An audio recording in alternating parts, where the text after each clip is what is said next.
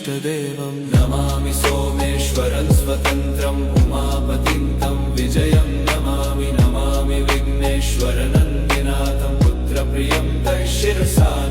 नमामि देवं भवदुःखशोकविनाशनं चन्द्रधरं नमामि नमामि गङ्गाधरमीशमीड्यमुमाधगं देववरं नमामि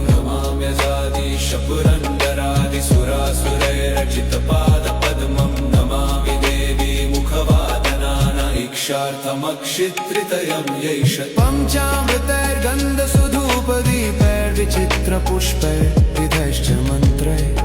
अन्नप्रकारैः सकलोपचारैः